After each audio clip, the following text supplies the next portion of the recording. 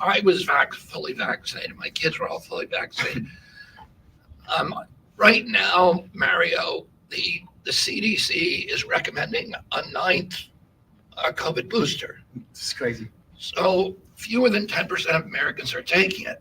So that means 90% of Americans no longer believe CDC. Should we be able to force those 90% of Americans to take that vaccine whether they want it or not? Should we be able to tell them you can't go to work if you don't do that? You can't get on airplanes. You can't go into public buildings. You can't leave your home. You can't go into a restaurant. I don't think so. I don't think we should ever be able to tell somebody to submit to an unwanted medical intervention. I believe in freedom of choice. And I think any effort by government to coerce medical procedures is just wrong. So, and I think that we should have great science, both on safety and efficacy. And right now we don't.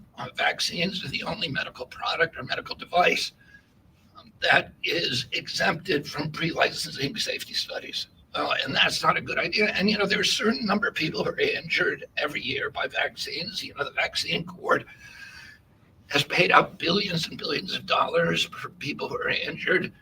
There's injuries reported all the time. And in fact, they have, the companies have immunity from liability.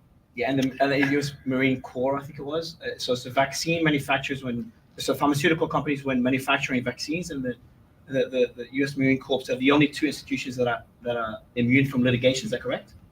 Well, yeah. Vaccine companies are immune from litigation. They're exempt for any litigation if they're reckless, no matter how negligent they are, no matter how grievous your injury, you can't sue them. So this is pretty much unprecedented, and in America, free market capitalism. Usually, if a corporation harms you, you can sue them. Now you have no recourse, which means they have no incentive to make them safer.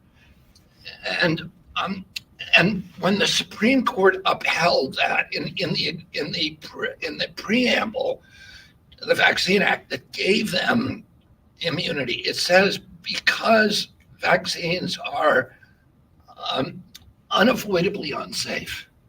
So that's what it says in the statute. Unavoidably unsafe. And then the Supreme Court decision, which is called Brucewitz, repeats that phrase. They say vaccines are unavoidably unsafe. A certain number of people are going to get injured. A certain number of people are going to die. But the benefits for them are great enough that is it's a sacrifice zone. Those people are being sacrificed for a greater cause.